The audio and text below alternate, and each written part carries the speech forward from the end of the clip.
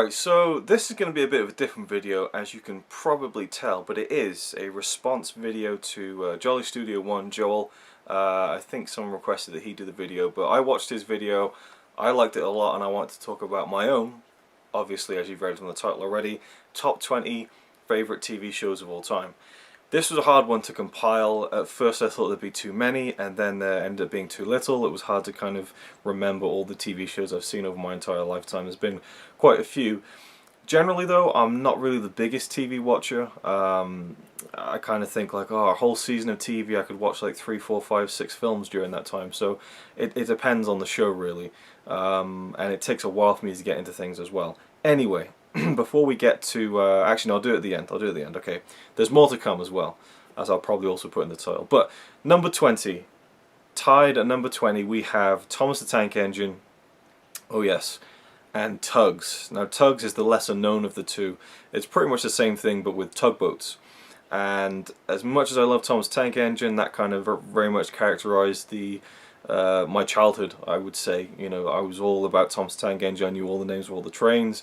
I got, you know, videos of me when I was a kid talking about it, and yeah, I just loved Thomas the Tank Engine. It grew into a love of actual trains and steam engines, which isn't really held up as a passion now, but I'm still a big kind of enthusiast of steam engines and trains. I just love them for some reason.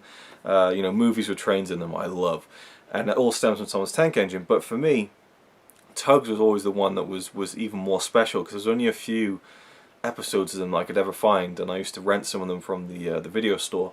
There was a certain tape that had this amazing episode where there was a dam, and the dam burst, and the tugs, the boats, went flying through the water into the valley, and it just excited me beyond belief. That was probably one of the first instances I've ever felt of being so thrilled by something that, you know, it literally made my blood pulse like, oh, this is awesome, you know. Tugs was awesome, and just listen to the theme song. I'm going to play a little bit of it now. If you can hear this, hopefully it'll work out. And just listen to where the saxophone comes in right now. Here we go.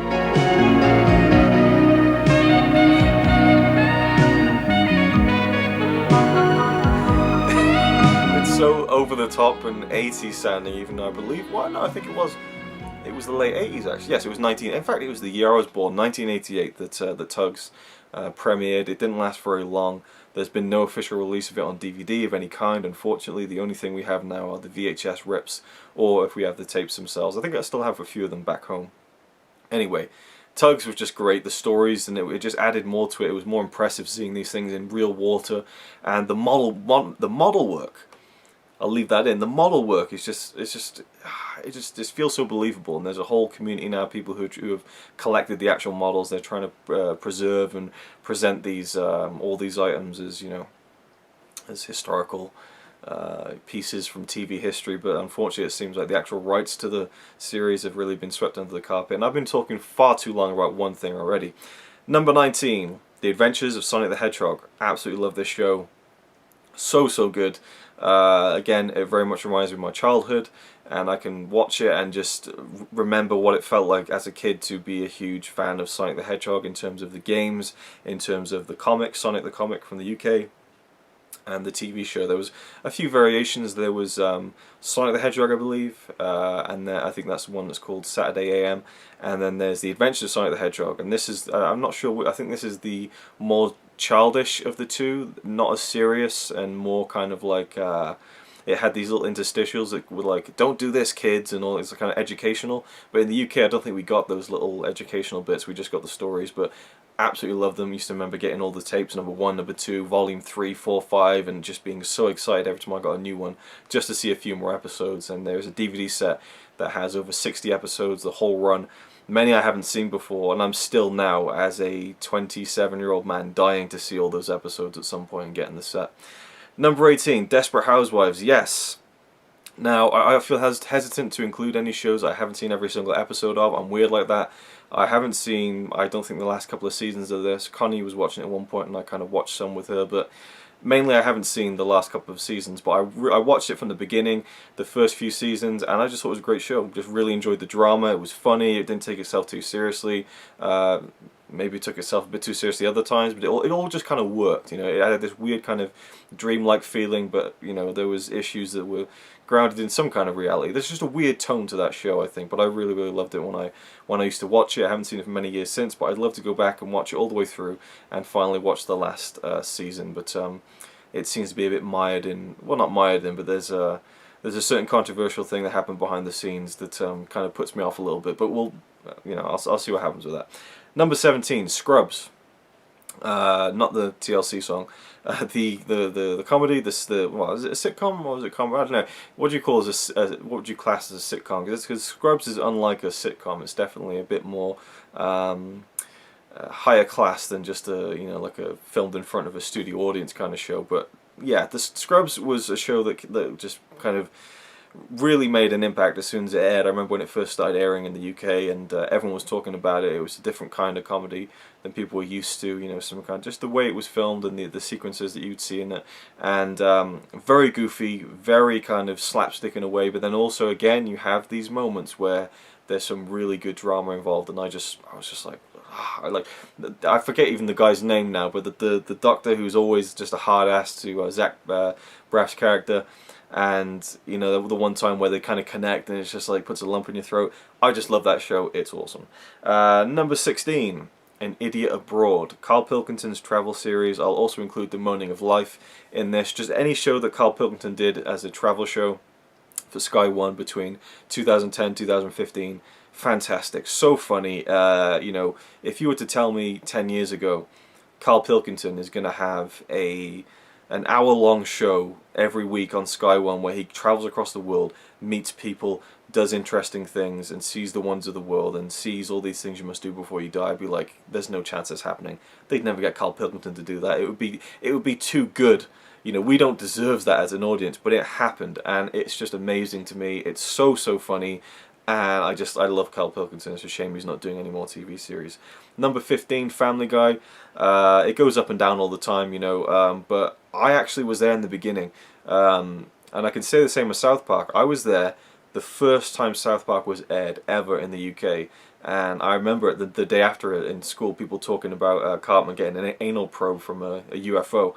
And I was one of the first people to watch it in the UK. But with South Park, I never really got into it. Family Guy, I remember when that first started, and I used to watch it, and I loved it. No one talked about it. No one talked about it. It didn't take off at all as far as word of mouth goes, and me being a kid in high school goes. It just didn't really take off. And it became more of a thing to me after they got cancelled and when they came back and they did that movie. Was it the Stewie Griffin Untold Story? And then it came back and it was bigger than ever. And that's when I got more into it. I kind of like lapsed after it kind of got cancelled and stuff, but I love Family Guy. It's great. You know, I love the episodes where it's just Brian and Stewie, or you know, whatever. You know, just the more interesting episodes, like the Murder Mystery Mansion episode. There's loads of great ones. Just mainly all the Brian and Stewie episodes are the best ones, I think. Number 14, The Young Ones, classic British comedy. Definitely a sitcom, but a weird sitcom. If you haven't seen it, I don't even know how I would begin to explain The Young Ones to you, but it is very much of its time. It's very much of a kind of a punk movement, but with this weird kind of British style of humour and comedy and irreverent humour, which characterises a lot of British comedy, but in the Young Ones it's taken to a whole new level. I mean, the only thing I can think of to really describe The Young Ones is that you got a bunch of these guys who live together as flatmates as they're in college, or well, yeah, I suppose college or university, and they live in a house together, and the weirdest shit happens. You know, like there's a moment where the punk character Vivian will hold out a glass of an empty glass outside a window, and he'll pull it back in, and there's just this yellow liquid in it, and he's like, "Oh, it's pissing it down," you know. He'll hold the glass out again, he'll bring it back in, and then there's all this phlegm in the glass. He's like, "Oh, it's only spitting now." Stuff like that, but to the nth degree. Like, if you haven't seen it, I couldn't even begin to explain to you how crazy the show is, but it is amazing. I love it. It's just, you know, you've got Rick Mayall, Nigel playing, I forget the other guy's name who plays Mike, but and of course you have Adrian Edmondson, as Vivian, and of course Rick Mayall and Adrian Edmondson would go on to do Bottom together, which I don't enjoy as much.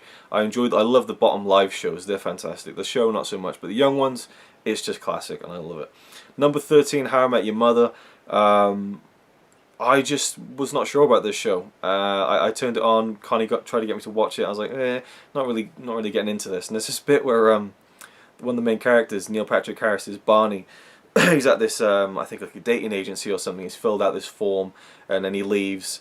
And the woman says, "Oh, I'm not interested in his name." You know, in this guy, when his name's Jack Package, and his frame appears back again behind the door, and he says, "It's pronounced Package." And I started laughing, and I thought, well, hang on, okay, that was kind of funny. Let's see if this show's got legs. And then I was hooked, and then I bought the DVDs, and I watched every episode. And yeah, How I Met Your Mother is one of my favorite TV shows. It's just a really cozy show to watch. To me, it's like the spiritual successor of Friends. You know, just a group of 5 or 6, you know, young adults. Well, not young adults, adults. Let's say adults. They're a bit older, I think, than the characters in Friends when Friends first began, but still, you know, 30-something young people living in New York, and it's it's different to Friends for sure, but it's kind of, I just felt like it was a natural successor. Friends ended in 2004, How I Met Your Mother started in 2005, and a very unique show that starts with, you know, 2 kids and their dad telling them this is how I met your mother, and we go back to, you know, 2005, and this is told from way in the future. Now, I love all the things about the show. The first few seasons are amazing. There's some great stuff in the later seasons. I love the concept of the last season, where the whole last season takes place over like a weekend, basically. It's crazy, and at times it feels like, oh, just get to the point, but I have to give him credit for setting an entire series of a comedy show over like a weekend. But the ending, hated it. Absolutely hated it. If I had my way, I would take the alternate ending on the DVD and I would just make that the official ending, because I just think that they absolutely royally fucked up that ending, and that's a video for another time, and it really notches it down quite a few points for me, is that fucking god-awful ending. I'm sorry. Number 12, Blackadder goes fourth. Big fan of Blackadder, but I just could never really get into the first 3 series as much as the 4th series, which is Blackadder goes fourth, and that's my pick on this spot, which is, again, number 12. It's set during the Second World War. It's not the First World War, is it? Probably is, Second World War. Yeah, definitely. And I used to watch it in history. Our history teacher was amazing. He let us watch it instead of doing work sometimes, which was fantastic. He's like, wow, that's kind of history, isn't it? And we'd watch it, and it was just so funny. Speckled Jim Wibble. So many good moments in the show. You know, it's such an amazing cast, you know, with Hugh Laurie and Stephen Fry. I think Rick Mayall makes an appearance at some point, and of course, what's his name? Rowan Atkinson as Blackadder. And Baldrick, of course, you know. It's just an amazing, fantastically funny show. With a very poignant ending as well, I have to say. The ending of Blackadder Goes Forth is fantastic. Number 11, Red Dwarf. British again to the core, but so funny and so inventive and interesting, and you know, a sci-fi wild adventure where rules just don't really apply to anything, where your main characters are robots, you know, the last man, you know, of Earth that ever survived, a hologram, and a man who was evolved from a cat. It's just, again, it's very wild, weird, and wonderful. And hilarious, just brilliant. Number 10, we're in the top 10 now. Let's try and pick up the pace a little bit. Eastbound and Down, starring Danny McBride, who is, I just love Danny McBride. He is so funny. He's probably my favorite kind of comic working right now. So funny, and this was just tailor-made for him, this show. Haven't seen the last season yet, but the first 3 seasons are fantastic. First one's probably the best, but there's so many funny moments in this. I can't remember a show in recent memory that has made me laugh as much as this show does. It is so brilliant. And when I say recent, I mean the past 10 years or so. It's just brilliant. I mean, Kenny Powers, just watch it. Just watch it. Number 9, I'm going to just scroll up my my WordPad list. Number 9, Firefly. Brilliant show. Ill-fated, you know, got cancelled before it was even finished its first series, and that was it. And then Joss Whedon, the creator, managed to bring it back and do the film Serenity, which is what I saw first. I remember seeing Serenity in 2005 in the cinema and thinking, this is the new Star Wars, this is amazing. But that was it, you know. Went back later, rented the DVD from the library, watched the whole series, thought it was phenomenal. I just love it, it's just great. Again, sci-fi western, but like with Joss Whedon writing, it's just brilliant. Number 8, Freaks and Geeks. Saw this about 5 years ago. Brilliant series, again, only one series, a one and done deal that stars many people you'd recognize now. Jason Segel, Seth Rogen, James Franco, lots of people who have become big comedic actors now. And it's just it's just the high school series. There's a girl who's a central character, but it's about, again, the freaks and the geeks. It's about the cool kids, the nerds, and how they mix and all the things they get up to. It's just a brilliant show that I think was made in 1999, 2000, 2001, around that time period, but it feels like it's from the 80s or the 70s. In fact, I think it's set in the 70s or the 80s.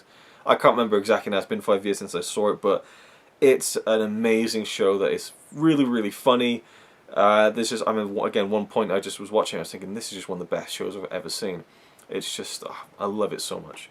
Number 7, The Walking Dead. Fantastic show. I don't get any of the hate for it. People say, oh, it really gets slow in the second season, the third season, shit. And people are now coming around to the latest, the latest stuff and saying that season 5 was great and everything. But a lot of people really seem to kind of go against The Walking Dead after like season 2. I've loved it all the way through. I just love how it changes and evolves and gets better. The comics are amazing, better than the show by far, but the show is still brilliant, and I love so much about it. There's some episodes I don't like more than some of the other ones, but especially the last season or so, it's been phenomenal stuff, and it's just a great journey, brilliantly told, just fantastic. Number 6, I'm Alan Partridge, series 1 and 2. Steve Coogan, has created such a great character in Alan Partridge, plays him to perfection. I think he debuted that character on The Day to Day, which was another great show, which I haven't seen enough of to even consider including it. And the first one, Knowing Me, Knowing You, is really good, but the sitcom version of Alan Partridge is just so funny. I mean, I can quote that all day long until the cows come home, as they say. It's just so funny. It's so funny. It's just the best. It's just the best. It's my type of humor, and Alan Partridge is just the best. What can I say? What can I say? That was classic intercourse. Number 5, Friends. Yes. This is just one of the most easiest shows in the world to watch, isn't it? You just sit down, pop Friends on, and it's just such enjoyable viewing. It's over the top, it's overdone, but it's just it can be sweet at times and touching, and it can be you can shake your head how stupid it is, but you're still watching. Friends is just one of those classic shows that is just this legend is gonna continue to grow over time. Again, I remember when it first came out, it first started airing in the UK, and I used to watch it, and I just think it's brilliant. It's a brilliant show that is, you don't need to take too much out of it. You don't need to look at it and say, oh, is it as good as this? Is it as good as that? Or that wasn't perfect. It's not a perfect show, but it's just one that is just immensely enjoyable. And again, probably one of the coziest kind of shows I can think of to just sit down and watch and just enjoy. You don't even have to pay it much attention. It's just great. Number 4. House, or House MD, starring Hugh Laurie. Again, I don't like to include shows I haven't seen all the things of. I haven't seen most of the final season. I wasn't really happy with where it was going. I should probably watch it and judge for myself. But everything leading up to that last season, amazing. I think it was the departure of the character of Cuddy that really put me off, because her and House's relationship really just was everything the show was about. And when the actress left the show, it didn't feel right to me, especially after everything that they'd gone through prior to that. But from day one, House has just been a fantastic show. You want to see someone who can do a perfect accent, look at Hugh Laurie's American accent in House, but that's beside the point. House is a wonderfully crafted show. It's just so well done, and it's a real testament to the fact that I hate watching medical shows. I hate watching stuff about diseases, about people dying. I fucking hate it. It makes me feel uncomfortable, and I don't like thinking about that kind of stuff. But I have to watch House because it's such a good show, and I think that's a real testament to it. And I get so pulled into it, and I just adore it. It has some of the best drama I've ever seen. Film, TV, anything. There's a 2-episode kind of special at the beginning of, I think, the 6th season, maybe the 5th, where he goes to this I guess it's a rehabilitation clinic, and it's pretty much like, House's version of One Flew Over the Cuckoo's Nest, and it's like an amazing film in its own right, So yeah, House, absolutely brilliant. I need to watch the last series. Number 3, Spaced, from Edgar Wright, the director who did Shaun the Dead, Hot Fuzz, Scott Pilgrim vs. the World, The World's End, and again, much like those films, stars Simon Pegg, Nick Frost. An amazing cast, an amazing director, an amazing writing team, and it all just makes for one of the best TV shows ever made, in my opinion. It's just rich with pop culture, it's rich with stuff that you can look at when it came out at the time in the late 90s, early 2000s and go, I know about that film, I know about that game, these are our people. It was such an immensely relatable show when it came out, and again, I watched it. I think I caught the first series in reruns, and then I watched the second series as it came out every week, and I was so excited for it. Subsequently got the DVDs. I got the big DVD box set in 2004, which I was... that's one of the most hyped releases for me ever, when that finally came out on DVD with a bonus disc with even more special features. Just incredible. Yeah, still for me one of the best DVD sets of all time. Just great commentaries, great special features, all that stuff. But the show itself is just, there's only a handful of episodes, and many of the best TV shows only have, maybe 12 episodes or 18, something like that. Another example of that is The Office, which I haven't included on this list because I'm a complete twat. So I would say probably deep down I'd scratch off Sonic, The Adventures of Sonic the Hedgehog, and I put The Office somewhere higher up in the list, maybe around 5 or 6. The Office, the UK Office show, fantastic. That's Ricky Gervais at his peak, along with Stephen Merchant, who I believe now is probably behind most of the writing of that show. Even though Gervais brought his own style of humour, you can tell as soon as Gervais stopped working with Stephen Merchant, his quality declined rapidly. Just saying. But The Office is amazing. But anyway, back to Space. And this top 4, top 5 wouldn't change. So it would be probably number 6 or 7, The Office. Anyway. Number 3, Spaced. I just love everything about it, and I can quote it so much, even more than Alan Partridge, even more than the other 2 shows that are coming up. In fact, one night in a hotel after a wrestling show, I got this room with my friend, and we were up till about 6 in the morning just quoting Spaced the whole night. It was unbelievable. There was no point in getting the hotel. We should have just sat in the lobby quoting Spaced until the morning, because that's essentially what we did in that hotel room. It was just ridiculous. But when you find like-minded people, it's fun to kind of, again, these are my people, and kind of quote things and talk about things. But Spaced, there's just nothing quite like it. Never has been, and probably never will be quite like. And it's very much of its time. You needed to be there, I think, to fully get Spaced. Number 2, The Simpsons, of course, one of the greatest shows of all time, if not the greatest. I mean, it's just, you could argue, the latest seasons it gets rubbish. I've seen some of the new episodes. I still find them quite funny. Obviously not to the great, it doesn't reach the heights of the first 5 or 6 seasons, which were just, by season 2, they really had it down pat, and you just see an amazing run of episodes in terms of humour, in terms of gravitas. You really get touching emotional moments in this show, even though it's full of this, lowbrow humour, but the writing is incredible. And this is probably the coziest show to watch ever. Just sit down, on a cold night, wrapped up in a blanket or something, just watching The Simpsons. Heaven, absolute heaven. So number 1, before we get to number 1, yes, I'm going to hold you up. You can probably guess what it is already, especially if you know me. But there's many to choose from. I'm going to give you my top 5 shows that I've seen, but need to see more of before I can fully judge. Only Fools and Horses. Classic British sitcom, only seen maybe a handful of episodes, love them all, but I just haven't seen anywhere near the amount that I could even classify being someone who knows a lot about the show. Number 2, One Foot in the Grave, exactly the same deal. I've only seen a few episodes, loved them, but just haven't seen more.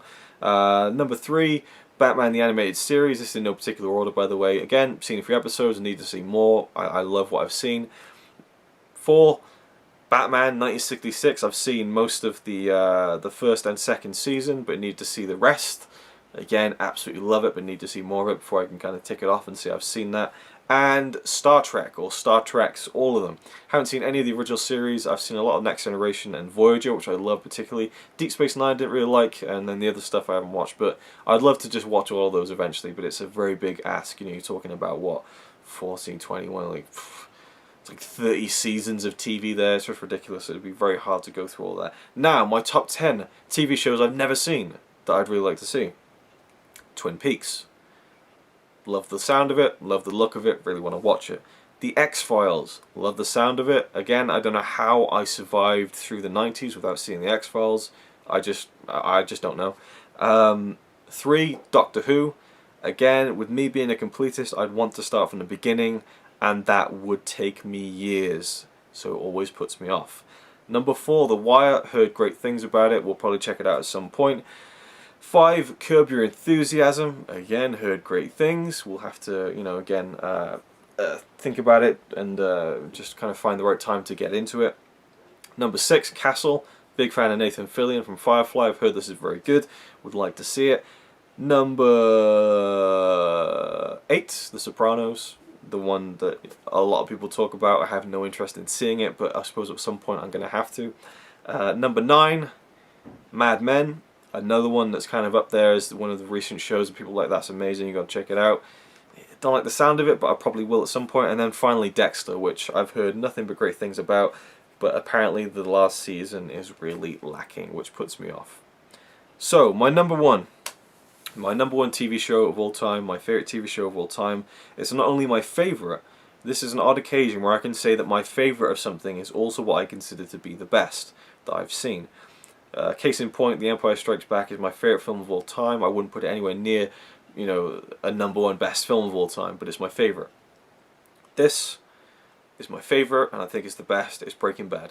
The journey of Breaking Bad is incredible. It's just an amazing show.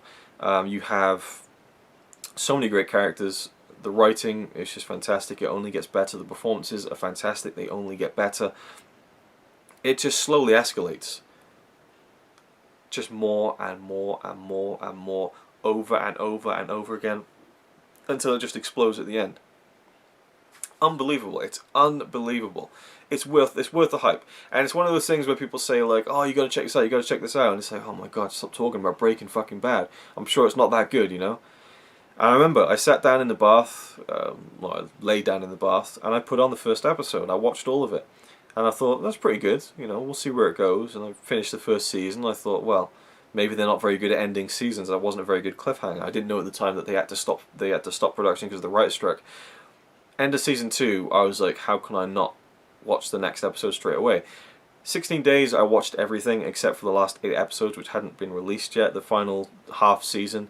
So I watched season 1, 2, 3, 4, and 5.1 in 16 days, and I had the worst couple of weeks at work ever because I had no sleep. I would literally stay up till 6, 7 in the morning before work watching Breaking Bad. And the final season, I watched every episode live at like 3 in the morning every week, and it was just like gripping stuff.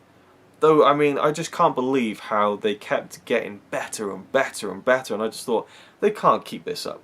The first season's great. Second season even better. The third season even better. The fourth season is amazing. The fourth season is just fantastic. There's no way they can top the fourth season. Then the fifth season happens. It's like, oh my god. Do I need to say anything more? I don't. I know some people don't buy into the hype, but for me, it's just if Breaking Bad was a film, it would be hard for me not to say it's my favourite film ever.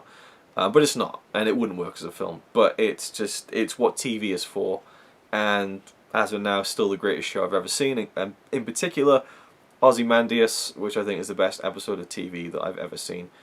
There you go. Thank you for watching. That's been a very long video. Had a lot to say, but yeah, let me know what your favourite TV shows are. There's some I haven't mentioned that I kind of like. Game of Thrones. It's good. I don't love it, I don't really buy into the hype of that one, which is why I can, some people say, oh, Game of Thrones is the best TV show I've ever seen. Breaking Bad ain't that good. Fair enough, because I feel the same way, vice versa. It's just down to taste. It really is down to taste. Game of Thrones I really enjoyed when I watched it, but it's just there's just so many characters. It's hard. I feel like I have to get fully into it and read the books and like look up stuff online and get so immersed in it to really get the most out of it. Oftentimes I'll watch it and I won't know who the characters are or what their part of the story is. I've seen the first 3 seasons, need to see the next couple, but yeah, as of now, I don't see that happening anytime soon, but it's still a great show. And there's many others I'm sure I've forgotten about. But thank you for watching, let me know what your favourite TV shows are, and yeah, I'll see you in the next one. And hopefully this worked out. Probably won't do it every video, but it was there, so I just thought I'd try and use it. maybe it really didn't work and you're just looking at a green wall behind me for this whole video, in which case, yeah, kind of tried to make that work and it didn't happen. Unless you are seeing something else behind me, in which case it worked.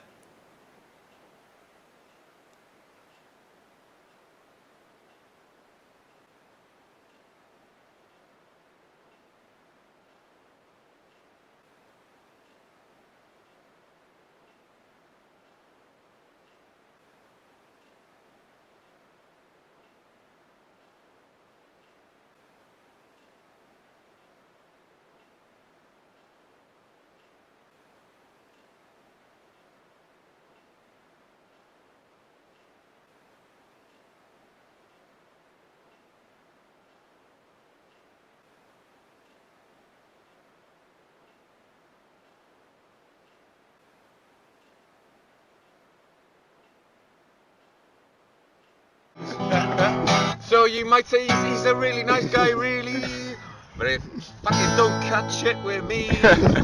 He says he's really cool, but I think he's a tool.